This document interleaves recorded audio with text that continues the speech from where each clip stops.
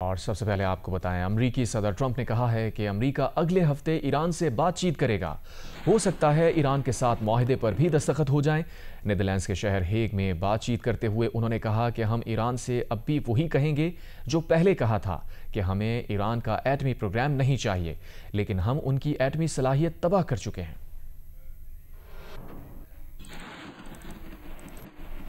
अमरीकी सदर ट्रंप ने कहा है कि ईरान ने जंग दलेरी से लड़ी है, अब उन्हें पैसा चाहिए होगा ताकि वो अपना मुल्क बहाल कर सकें। हम भी यही चाहेंगे। अगर वो तेल बेचना चाहें तो बेचें, अगर चीन उनसे तेल खरीदना चाहता है तो खरीद लें। हेग में सहाफ़ियों से बातचीत करते हुए सदर ट्रंप ने कहा कि उन्होंने पिछले कुछ हफ्तों में कई जंगें ख़त्म कराई हैं। उनमें पाक भारत जंग भी शामिल थी। इसके अलावा कई और तनाज़ात भी ख़त्म कराए हैं और मज़ीद तनाज़ात ख़त्म कराने की कोशिश जारी है। अमरीकी सदर डोनाल्ड ट्रंप ने कहा है कि जंग के आखिरी दिनों में इसराइल को ईरान से बहुत मार पड़ी। ईरान के बैलिस्टिक मिसाइलों ने काफ़ी तबाही मचाई, बहुत इमारतें तबाह की। अमरीकी सदर ट्रंप का सोशल मीडिया पर नया बयान सामने आ गया है, जिसमें उन्होंने कहा है कि इसराइल ने अभी कहा है कि ईरान की जौहरी तंसीबात को ख़त्म कर दिया गया है। ट्रंप ने अपने नए बयान में लिखा कि हमारे B-2 तैयारों के अजीम पायलट्स और उसमें शामिल दीगर तमाम लोगों का शुक्रिया। कुछ देर पहले इसराइली वज़ीर आज़म नेतन्याहू के दफ्तर ने इसराइली जौहरी तवानाई कमीशन जायजे के हवाले से बताया कि अमरीकी हमले में ईरान की फर्दु जौहरी तनसीब के हसास इंफ्रास्ट्रक्चर को तबाह और अफजूदगी की सहूलत को गैर फाल कर दिया गया है।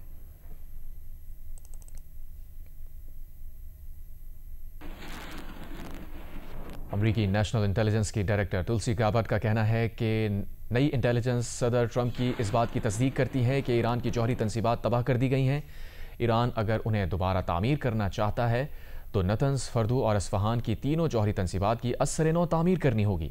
ईरान को जौहरी तंसीबात की तामीर नौ में कई साल लग सकते हैं। प्रोपेगेंडा मीडिया ने हमेशा की तरह अपना पुराना हरबा इस्तेमाल किया और खुफिया इंटेलिजेंस रिपोर्ट के सिर्फ मखसूस हिस्से जारी किए। प्रोपेगेंडा मीडिया का मकसद सदर ट्रंप की फैसलाकुन क़यादत और तारीखी मिशन अंजाम देने वाले बहादुर फौजियों को कमज़ोर दिखाना था।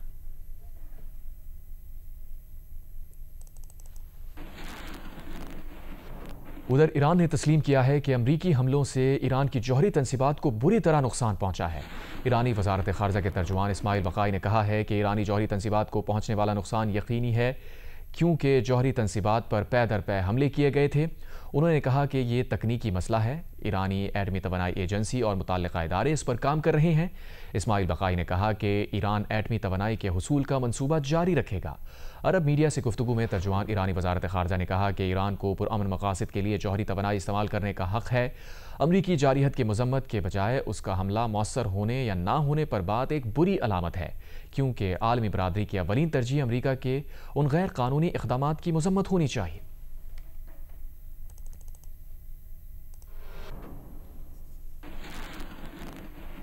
ईरान की पार्लियामेंट ने बैन अक़वामी एटमी तवानाई एजेंसी के साथ ताउन मुअत्तल करने का बिल मंजूर कर लिया। ईरानी मीडिया के मुताबिक इस बिल के तहत जौहरी तंसीबात की सिक्योरिटी ज़मानत के बगैर IAEA के मुआयनाकारों का दाखिला बंद कर दिया गया है। बिल के हक़ में 222 वोट डाले गए। किसी ने बिल के खिलाफ वोट नहीं दिया। सिर्फ एक रुकने पार्लियामेंट ने वोट का हक़ इस्तेमाल नहीं किया। इस इक़दाम की हतमी मंजूरी ईरान की सुप्रीम नेशनल सिक्योरिटी काउंसिल देगी।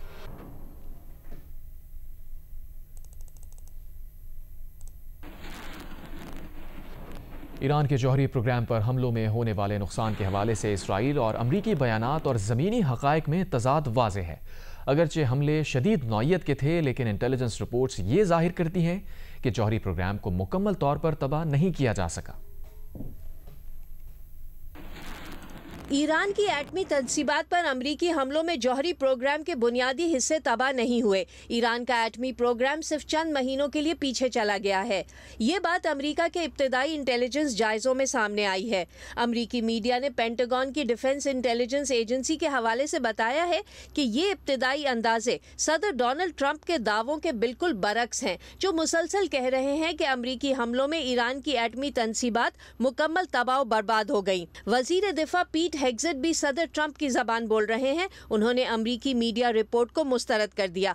कहा, ईरान पर बमबारी को तबाह को ना कहने वाले सदर ट्रंप की कामयाबी के खिलाफ हैं। लेकिन इंटेलिजेंस जराये का कहना है कि ईरान का अफजूदा यूरेनियम का जखीरा अपनी जगह मौजूद है, सेंट्रीफ्यूजेस भी बड़ी हद तक बरकरार हैं और अफजूदा यूरेनियम को अमरीकी हमलों से पहले ही कहीं और मुंतकिल कर दिया गया था। व्हाइट हाउस ने इन इंटेलिजेंस जायजों की मौजूदगी का एतराफ़ किया है, लेकिन कहा कि ये इब्तदाई अंदाजे बिल्कुल गलत है। सदर ट्रंप को नीचा दिखाने की साजिश है। हर कोई जानता है कि जब 30,000 पाउंड के 14 बम गिराए जाएं तो क्या होता है। इजरायली मीडिया का भी अपने जराये के हवाले से कहना है कि ईरान का एटमी प्रोग्राम तबाह नहीं हुआ। हालांकि इजरायली वजीर आज़म बिन्यामिन नेतन्याहू भी ईरान के खिलाफ मुकम्मल फतह का बगल बजा रहे हैं। उनका कहना है कि इजरायली फौज अब अपनी तवज्जो दोबारा गजा पट्टी पर मरकूज कर रही है। ईरान के साथ 12 दिन की जंग के दौरान इजरायली फौज रुकी नहीं थी। उसने 860 फलस्तीनियों को जाँ बहक किया। अमरीकी मंदूब बराए मशरिक़ वुस्ता स्टीवन विटकॉफ का कहना है कि मुस्तकबिल में ईरान को यूरेनियम अफजूदा करने नहीं देंगे। अमरीका और ईरान के दरमियान जामे अमन मुआहदा हो जाएगा, लेकिन किसी भी मुमकिना मुआहदे के तहत ईरान को अफजूदगी का हक नहीं मिलेगा। दूसरी तरफ ईरान ने अपने एटमी मराकज़ की दोबारा तामीर का ऐलान किया है। ईरानी एटमी एजेंसी के सरबराह का कहना है कि एटमी मराकज़ पर हमलों की पेशबंदी कर रखी थी। ईरानी वज़ीर ख़ारजा अब्बास इराक़ची ने कहा कि 12 रोज़ा इजरायली जारहियत के बाद ईरान अपना जौहरी प्रोग्राम बरकरार रखने के लिए मज़ीद पुरअज़्म हो गया है। अब ईरान में कोई भी इस टेक्नोलॉजी से दस्तबरदार नहीं होगा। पाकिस्तान में तैनात ईरान के सफ़ीर रज़ा अमीरी मुक़द्दम ने कहा है कि पाकिस्तान ने इस्तक़ामत के साथ ईरान के शाना बशाना खड़े होकर गैर मुतज़लज़ल यकजहती का मुज़ाहरा किया। पाकिस्तानी हुकूमत और अवाम का दिल की गहराइयों से शुक्रिया अदा करना चाहते हैं। एक बयान में ईरानी सफ़ीर का कहना था कि अजीम ईरानी कौम एक बावक़ार और फ़ैसला कुन फ़तह का जश्न मना रही है। सहीयूनी हुकूमत की जानिब से ईरान पर एक नाहक और जारहाना जंग मुसल्लत की गई। उसूली और जुर्रतमंदाना मौक़िफ़ पर पाकिस्तान के सदर, वज़ीर आज़म, आर्मी चीफ़, नायब वज़ीर आज़म, वज़ीर दिफ़ा और पाकिस्तान की कौमी असम्बली और सेनेट के अरकान, उलमा कराम, सियासी जमातों और ज़राए इब्लाग़ का भी शुक्रिया अदा करते हैं। सलामती कौंसल और OIC समेत बैनुल अक़वामी फ़ोरम्स पर ईरान की हिमायत पर वज़ारत ख़ारजा का भी शुक्रिया। ईरान और पाकिस्तान ने तारीख़ में हमेशा यकजहती और भाईचारे का मुज़ाहरा किया। ईरानी कौम पाकिस्तान के इस तारीख़ी भाईचारे और हिमायत को कभी फरामोश नहीं करेगी। ये तारीख़ी फ़तह उम्मत मुस्लिमा के लिए फ़ख्र, हौसले और सच की जीत की अलामत है।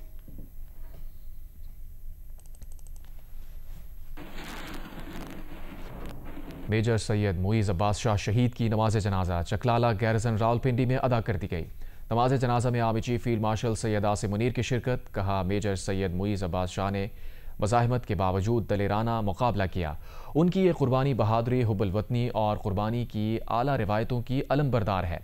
पूरी कौम गम और फ़ख्र के जज्बात के साथ उनकी अजीम कुर्बानी को सलाम पेश करती है। ISPR के मुताबिक मेजर सैयद मुईज़ अब्बास शाह शहीद की नमाज जनाजा चकलाला गैरजन रावलपिंडी में अदा की गई।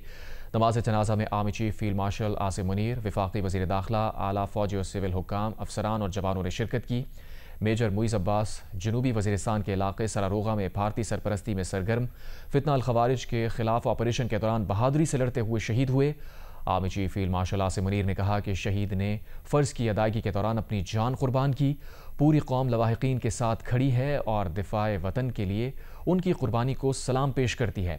हम शोहदा के मक़रूज़ हैं और उनका खून कौम के इस्तेहकाम की बुनियाद है। ISPR के मुताबिक शहीद का जसद खाकी पूरे फ़ौजी एजाज़ के साथ तदफीन के लिए उनके आबाई इलाके रवाना कर दिया गया।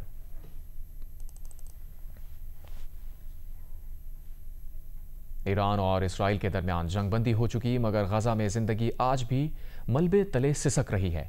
बच्चे, औरतें, बुजुर्ग सभी इसराइली बमबारी का निशाना बन रहे हैं। इस पर अरकान पार्लियामेंट क्या कहते हैं, खलीक अहमद बता। वज़ीर आज़म शहबाज शरीफ की ज़ेर सदारत इजलास में बिजली के शोबे की जारी इस्लाहात का जायज़ा लिया गया। इजलास को बिजली शोबे की पैदावार, तरसील और तकसीम पर जारी इस्लाहात और मंसूबों पर तफसीली ब्रीफिंग दी गई। वज़ीर आज़म ने कहा, इस्लाहात से अवामी रिलीफ मिलेगा और सनतों को बिला तात्तुल बिजली की फराहमी मुमकिन हो सकेगी।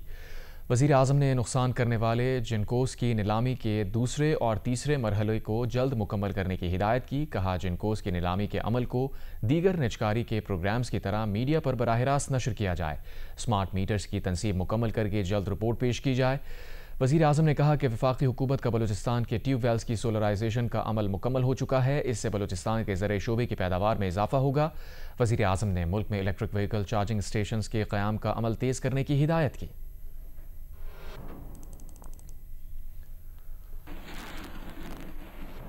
वज़ीर आला खैबर पख्तूनख्वा अली अमीन गंडापुर ने कहा है कि बानी PTI को कोई माइनस नहीं कर सकता। माइनस की बात उनकी बहन ने की, उन्हीं से पूछा जाए। इस्लामाबाद में गुफ्तगू करते हुए अली अमीन गंडापुर ने कहा कि वो बानी PTI के रिश्तेदारों की इज्जत करते हैं, मगर मैं सिर्फ बानी PTI के हुक्म का पाबंद हूँ। क्या बातें कर रहे हो? इमरान खान को माइनस कर सकता है? तुम बताओ, कोई कर सकते हैं इमरान खान को माइनस? उसकी बहन को जाके पूछ लो ना। तो कह रही है मैं भाई इमरान खान मेरा लीडर, मैं दोबारा रिपीट कर रहा हूँ, मेरा लीडर है इमरान खान। मैं इमरान खान को जवाब दे हूँ, इमरान खान मेरा लीडर है, उसका हुक्म मेरी सराखों पे है। इमरान खान के जो रिश्तेदार हैं उनकी हम इज्जत जरूर करते हैं, इमरान खान के सपोर्टर्स की भी करते हैं, वोटर्स की भी करते हैं, लेकिन मैं पाबंद सिर्फ एक शख्स का हूँ, उसके हुक्म का, वो इमरान खान है। वज़ीर इत्तलात पंजाब आज़मा बुखारी ने कहा है कि जो नवाज शरीफ को माइनस करने आया था वो खुद घर से और पार्टी से माइनस हो गया। अलीमा खान के बयान पर तंज करते हुए आज़मा बुखारी ने कहा कि अलीमा खान मुसलसल अली अमीन गंडापुर के खिलाफ साजिश कर रही हैं।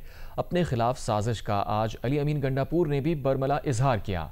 आज़मा बुखारी अली अमीन गंडापुर ने बतौर चीफ एग्जीक्यूटिव बजट मंजूर कराया, वरना उनके घर जाना तय था।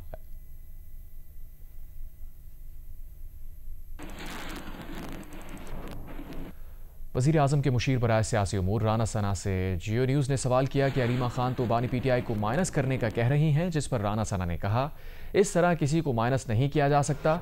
लोग अपने अमल या गैर जमहूरी रवैयों की वजह से माइनस होते हैं।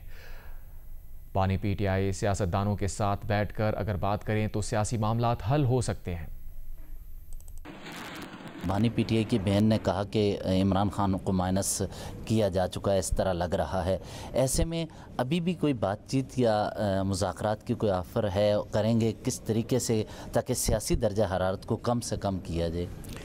देखिए, सियासी दर्जा हरारत तो जो है वो टेबल पे बैठने से ही जो है वो कम होता है, और टेबल में अगर सियासतदान या पॉलिटिकल पार्टीज़ नहीं बैठ रही तो उसकी वजह एक ही है, और वो वजह जो है वो इमरान खान साहब ही हैं। बाकी रही बात माइनस की, तो मैंने अपनी पॉलिटिकल लाइफ में जो देखा है तो सियासत में तो इस तरह से तो लोग माइनस नहीं होते। माइनस लोग अपने अमल से होते हैं, गैर जमहूरी रवैयों से होते हैं, और इमरान खान साहब अगर अपने रवैये में जमहूरियत लाएँ, सियासतदानों के साथ बैठे, अपनी बरादरी के साथ बैठे, पॉलिटिकल इश्यूज़ को टेबल पे बैठ के हल करने की कोशिश करें तो ये इश्यूज़ हल हो सकते हैं।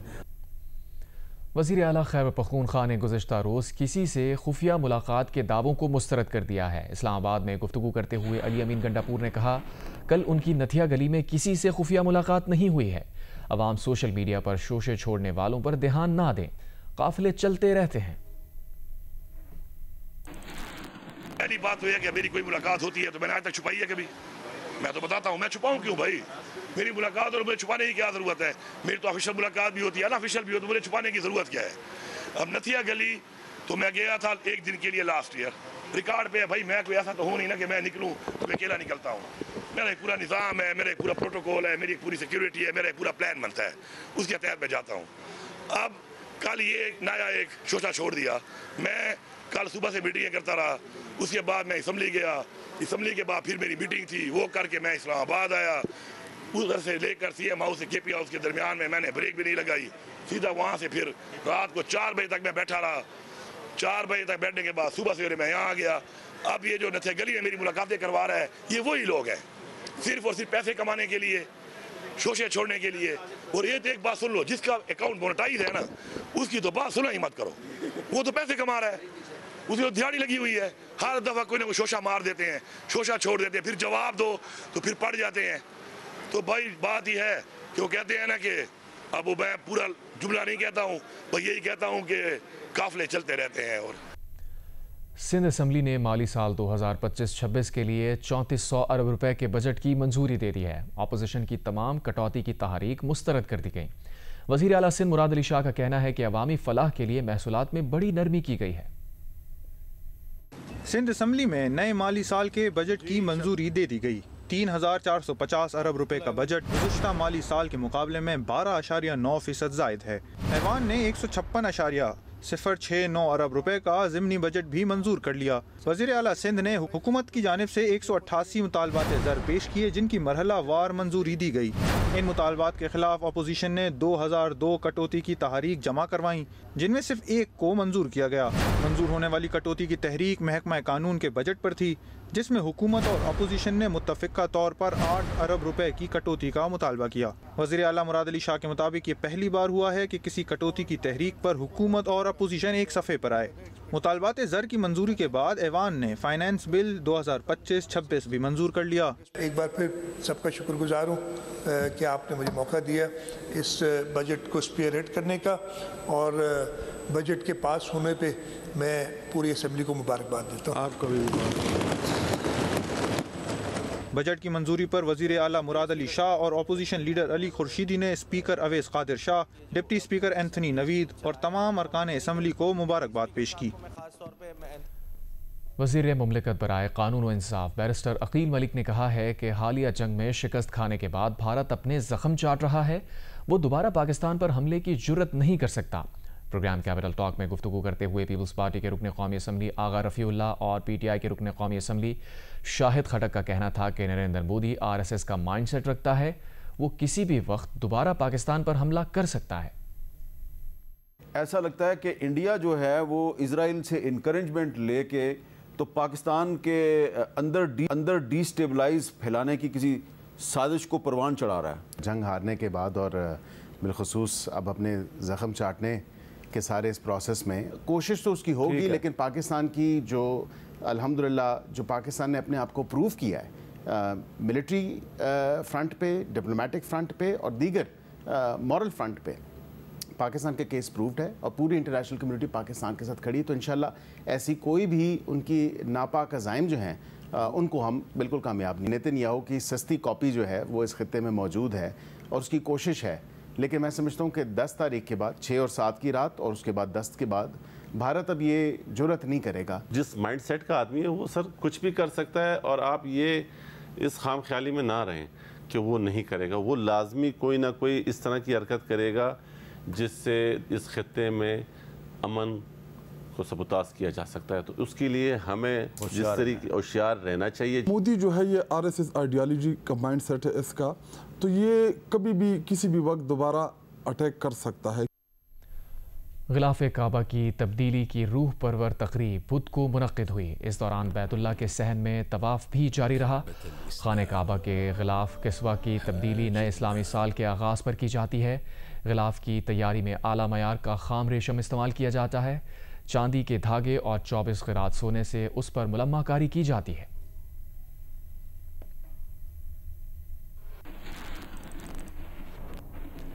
केनिया में मुतनाज़े मालियाती बिल पर मुल्क की एहतजाज का 1 साल मुकम्मल होने पर दारुल हुकूमत नैरोबी समेत मुख्तलिफ शहरों में एहतजाजी रैलियाँ निकाली गईं।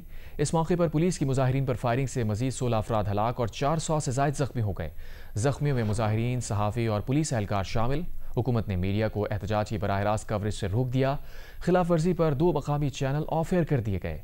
गुज़िश्ता बरस के एहतजाजी मुजाहिरों में भी कई अफराद हलाक हुए थे।